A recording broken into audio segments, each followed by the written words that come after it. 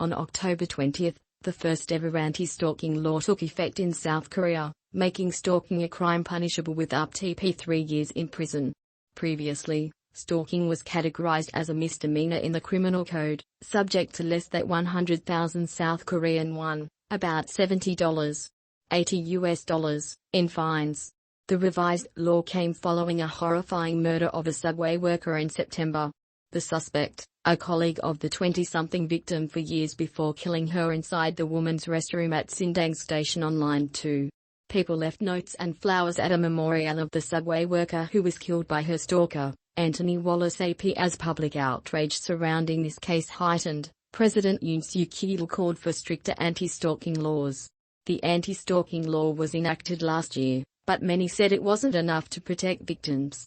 I told the Justice Ministry before leaving on my trip to remedy the system and fully ensure that victims are protected so as to leave no room for such crimes, he told the press on September 16.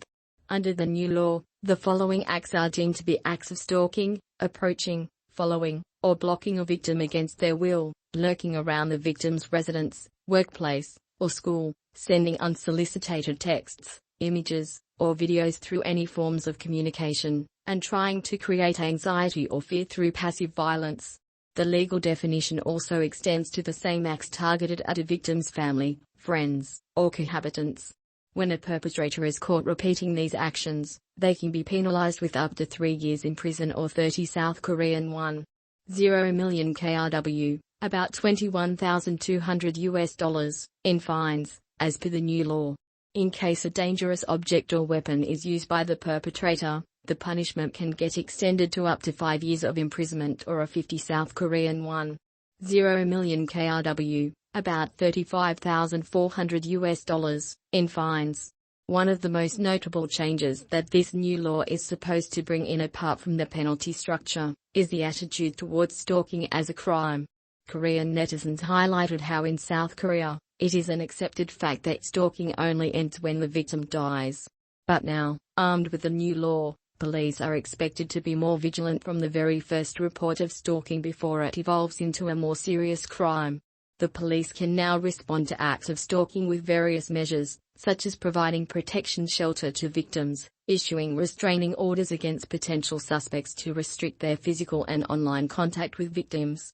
Korean netizens are very happy with the changes in law, and the efficient plan of action presented by Justice Minister Han Dong-hoon. Translations: At this point, Han Dong-hoon will be able to arrest drug mafias. I'm 200% sure people should be rooting for this kind of person. He's really good at his job. How could he's not lacking in anything?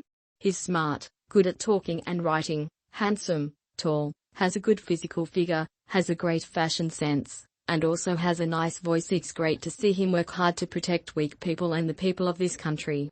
His nickname is Joseon's best sword, which sounds really scary. But he has really gentle eyes and doesn't even drink at all. Not too long ago, the media followed him for a month and they didn't get anything at all. When asked about that, he said, "I'm sure they were hoping I'd go into a strange pub/bar. I just scrolled past the post and it doesn't look like empty words. They really made the law